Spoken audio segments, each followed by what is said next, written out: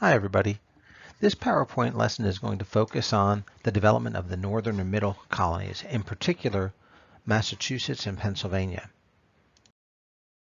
Our objectives are to analyze the developments of Massachusetts as our case study for the New England colonies, to examine Puritan relations with the Indians, and then also explain the development of Pennsylvania and the characteristics of the middle colonies. Probably since an early age you've learned about the Pilgrims and the Puritans, and I want to begin talking a little bit about the Pilgrims and what was going on with them. The Pilgrims were actually a group of separatists from the Church of England that had left Britain or England and went to Holland for freedom to practice their religion. It was a Calvinist religion. But they became unhappy because their children were being Dutchified rather than English, and they looked to America, despite the horrible reports about Jamestown and the natives in America. They thought that would be right, and they actually secured rights with the Virginia Company to settle within its jurisdiction. However, they of course took the Mayflower, and the boat strayed off course and actually landed off the rocky coast of New England in 1620 with 102 persons. Fewer than about half were separatists, and there was actually one death during the voyage and one birth. And they landed in what today we know as Plymouth Bay. This was outside the jurisdiction of the Virginia Company. If you look at the map here, you can see it over here in the southern part of Massachusetts. And settlers essentially became squatters. They really didn't have a legal right to the land. They were without specific authority to establish government. And so to legitimize their settlement outside of this contracted Virginia territory, they created a secular document known as the Mayflower Compact. This recognized James I, King of England, as their sovereign, and it created, a body of all the settlers which had the power to devise laws and elect leaders. And it was just a simple agreement to form a government and submit to the will of the majority under the regulations agreed upon. Their first winter, the winter of 1620 and 21, was a brutal winter. In fact, 56% of the original settlers died. At one point, only 7 were well enough to bury the dead. But when spring arrived, Mayflower sailed back and all the survivors stayed. And after this, we're going to see the befriending of the Indians. The Wampanoag were the local Indians. And in particular, an English-speaking Indian named Squanto had befriended the Pilgrims by showing them how to plant corn and where to fish and so forth. He actually introduced them to Massasoit, who was the leader of the Wampanoag Confederacy, and they signed an alliance for mutual protection against other Indian tribes. The British were eager for protection from Indian attacks, and the Wampanoags wanted protections from their enemies. And that first fall of 1621 celebrated what we call the first Thanksgiving during that time period. And, we'll see that this traditional system of Indian custom of giving thanks at the time of harvest. And the original festivities, always just kind of interesting, lasted 3 days and nights with prayer, song, shooting contests, wrestling matches, foot races. Interestingly, we know now that turkey is what we eat today, but archaeological digs have found pork bones and venison, not turkey, for the original Thanksgiving. But they made an annual event of the feast as a way to celebrate their friendship and harvest. And interestingly, the peace with the Massasoits, peace with the Wampanoags actually lasted 41 years until Massasoit's death in 1662. What we're going to see as far as the Pilgrims, very successful, much different than Virginia. After that brutal winter, things were definitely better. It was a better climate as well. And they settled in with fur, fishing, and lumber. Religion remained paramount. Probably the most important person to know would be William Bradford. He was a prominent leader, elected governor 30 times. He distributed land amongst the settlers to encourage farming. There were, expeditions led. And, interestingly, some of the expeditions were against the Indians, but despite the attacks, Massasoit honored his treaty with the Pilgrims until his death in 1661. By 1661, the Plymouth colony was just really too small. It only had a population of 7,000. It really wasn't important to England economically nor politically. and the Crown refused to give them a legal charter, and it ultimately merged with their neighbor, the much larger Massachusetts Bay Colony. As far as the Massachusetts Bay Colony, there's a push factor here for the settlement there, and this was settled in much greater numbers than Plymouth Colony. What had basically happened, the Massachusetts Bay Company was founded in 1629 by non-separatist Puritans, those that wanted to purify the Anglican Church of Catholic influence, and it was founded out of fear for their faith and for England's future. And these Puritans had taken out a patent for this company, and ultimately in 1629 we're going to see, this company which is founded as a haven for Puritans to get away. In fact, from 1629 through 1640 in England, this period became known as the Great Migration. The government under the new Charles I, the son of James I, the king, had dissolved Parliament and basically harassed Puritans. And ultimately, we're going to see, thousands of Puritans emigrate to the New World, to Massachusetts Bay, and set up as well. And it was founded as a way for them to practice their religion without harassment from English authorities. One of the most important people will be Governor Winthrop, and he's going to encourage more and more immigration. And like I said, through the 1630s, during this Great Migration, about 15,000 Puritans arrived in Massachusetts. Interestingly, about 60,000 other Puritans arrived in other areas outside of England, Virginia, Bermuda, the Caribbean. But ultimately, Winthrop, we shall build this city upon the hill, and we're going to see this, one of the leaders elected governor, and, will, believed he had this calling from God to lead this new religious experiment in the New World. And like I said, he was elected governor 12 times. He set the tone for much of its sense of religious mission in the wilderness. And his leadership really helped Massachusetts to prosper. The Massachusetts Bay Colony became the biggest and most influential of New England's outposts. Their economy, similar to the Puritans, was based on fur trading, fishing, and shipbuilding. But the Puritan Bay colonists believed in building a holy society as a model to mankind as well. And when we talk about religion and politics, they very much merged in the Bay Colony. Governing was open to all free adult males who belonged to the Puritan congregations. Eventually, collectively, they became known as the Congregational Church. And non-religious men nor any women could vote. It was reserved to members of the church. But interestingly, some staples of American democracy come out of this. The town hall meetings, probably the most important.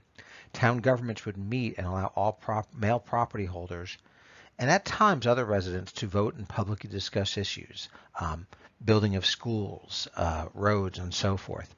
But the whole purpose was to enforce God's laws, and there were punishments. It was a religious society. They didn't celebrate Christmas, for example, because Christmas had, origins as a pagan holiday. And non-church members were still forced to pay taxes. Dissenters from the church could be punished through a variety of ways, the most significant being banishment. But ultimately, we do see, this idea that builds combined religion and politics. The powers of the preachers were not absolute. The congregation could hire and fire ministers, set salaries. But for the most part, we are going to see this new system work, and this belief in a calling to do God's work on this city on a hill. We're going to see what we call the Protestant work ethic develop in the Bay Colony. This committed to work, to activism in world affairs, self-reliance and localism become a major contribution to the American character. If you look even what's going on in the world today, some of our origins of local control, local laws come with this. And Puritanism worked there. It was decentralized. Churches decided their own situations as well.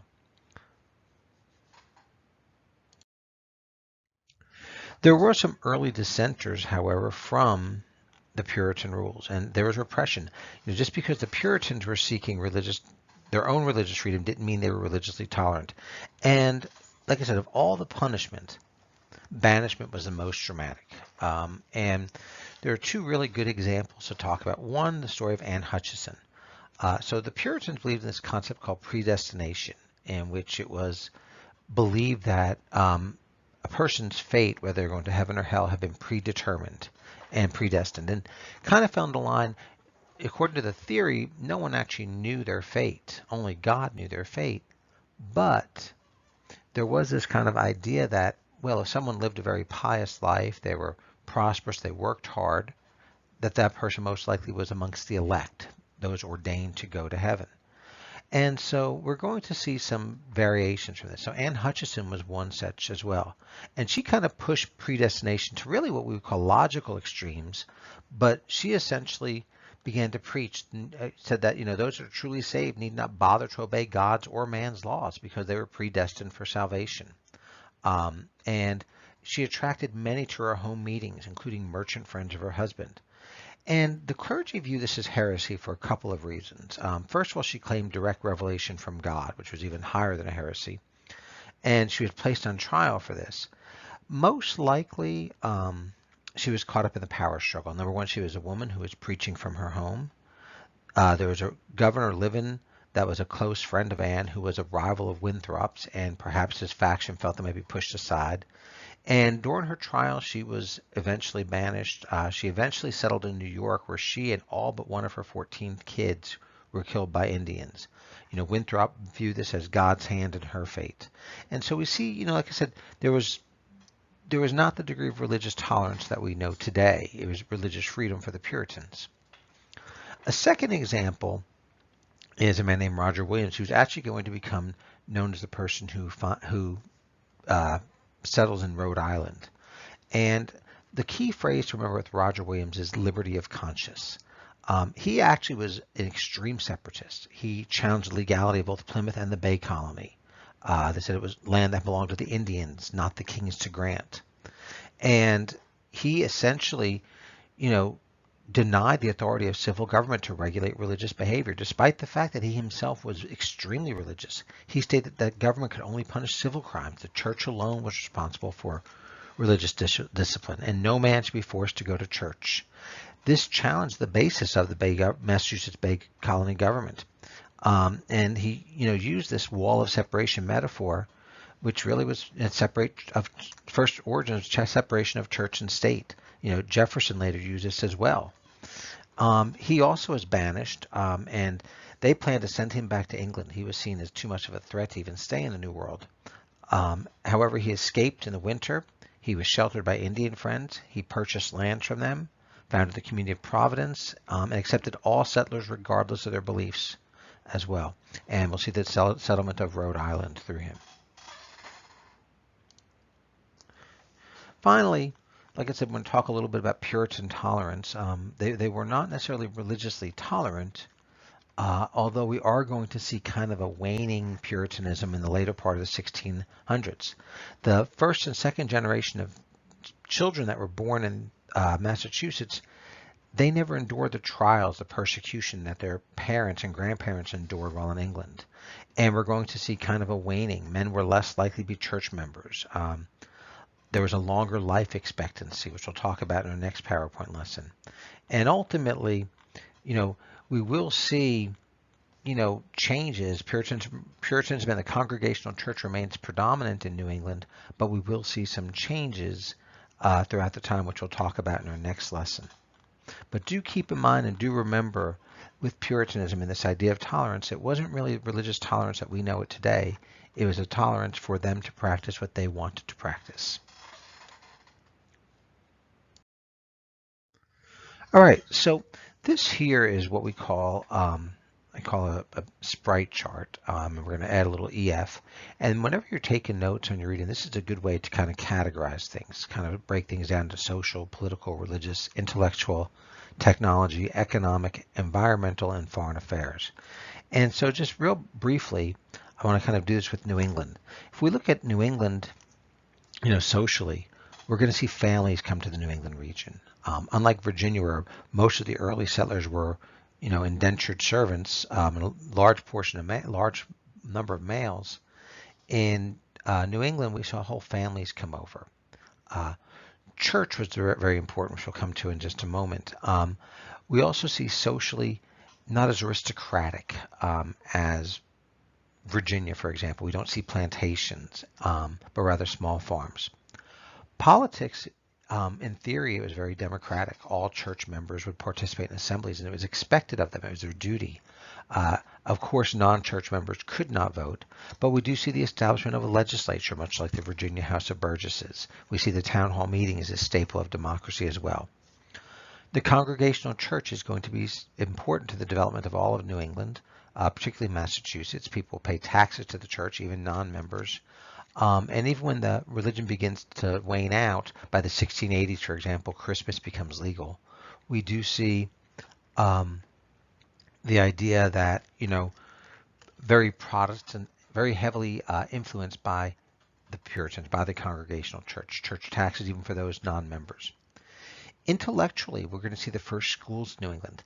The southern colonies really didn't have much interest in schooling. It wasn't important to the southern planter class. They sent their kids to either military academies or boarding schools.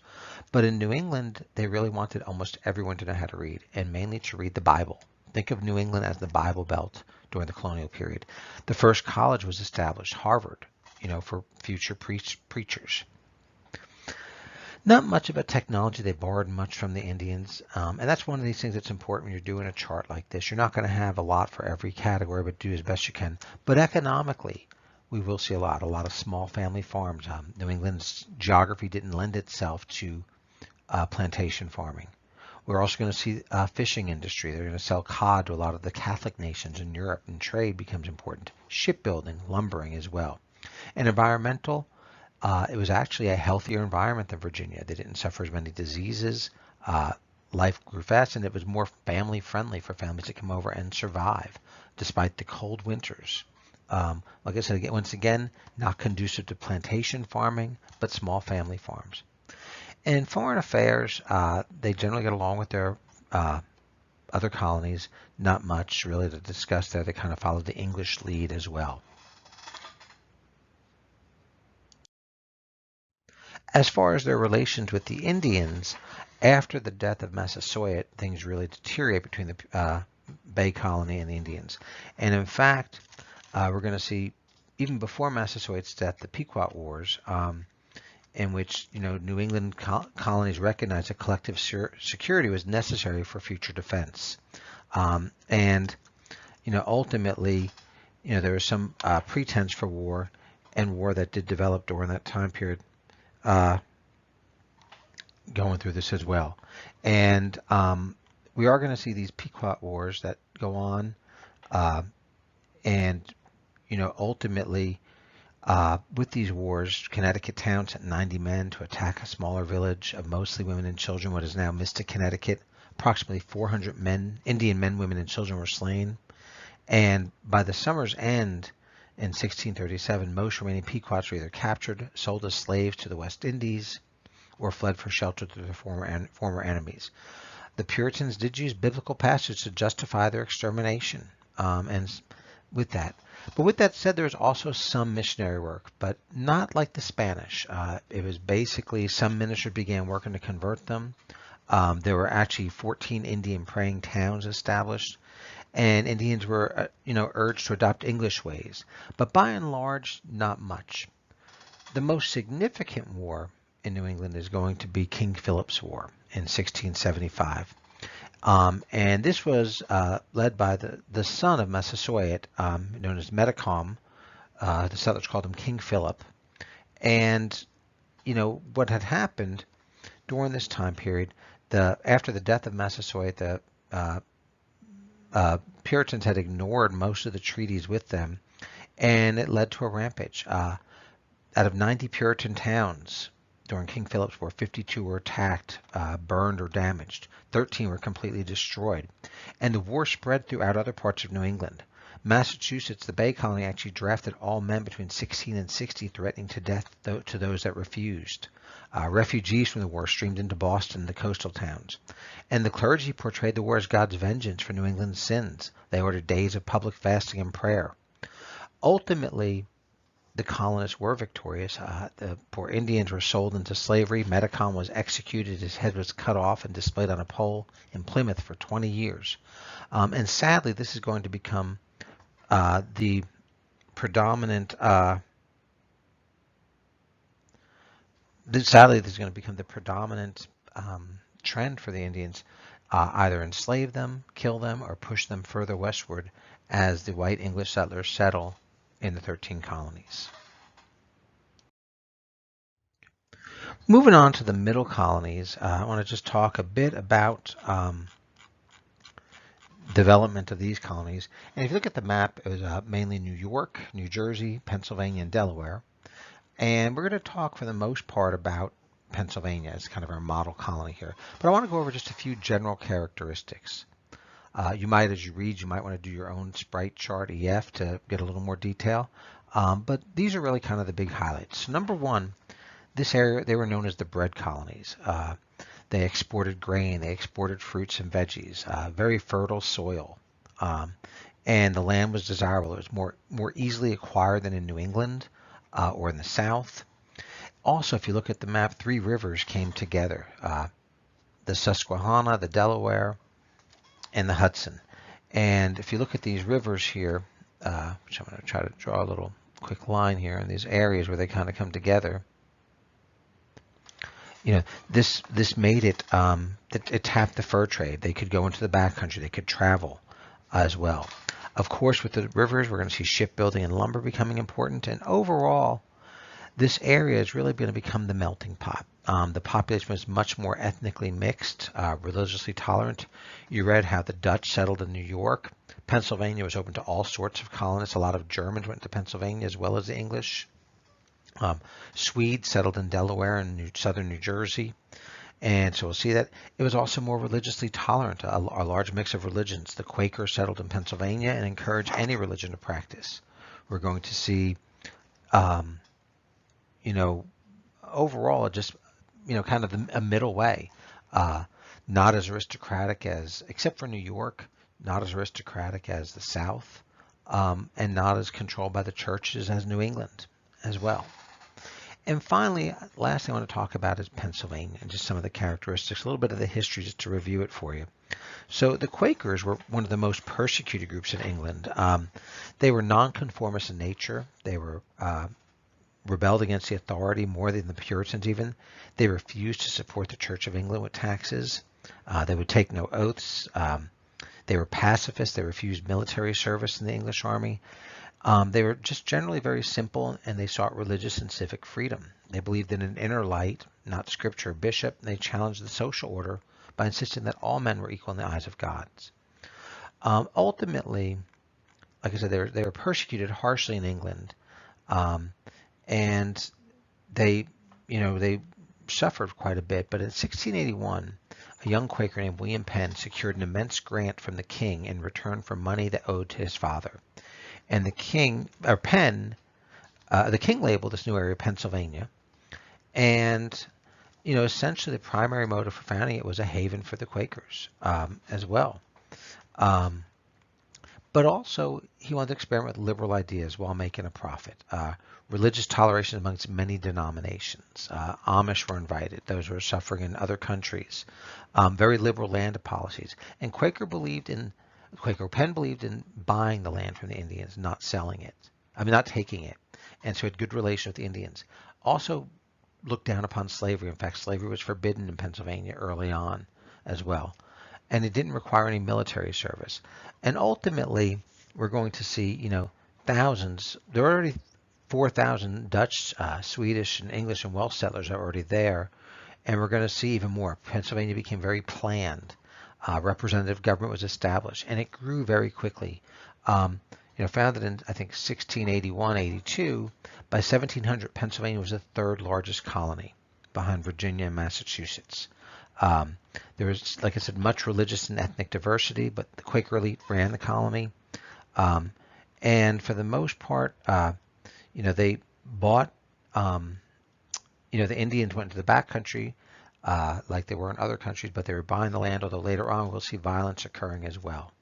And ultimately, We will see this as well. Quakers become known for anti-slavery activism, although we will see slavery later on become legal in Pennsylvania as well. Pennsylvania is probably the best example of religious freedom in the American colonies. Like I said, Rhode Island was founded, but religion still kind of dominated, even though it was tolerant. And the Maryland Act of Toleration really didn't work as well. Pennsylvania has the only non-denominational college founded at the time. University of Pennsylvania was the first secular college as well. And the Quakers also gave more responsibility to women in their movement, going with that as well. With that said, that is it for this lesson. We will continue with our next lesson in a few more days. I'll get it posted for you. Talk to you soon.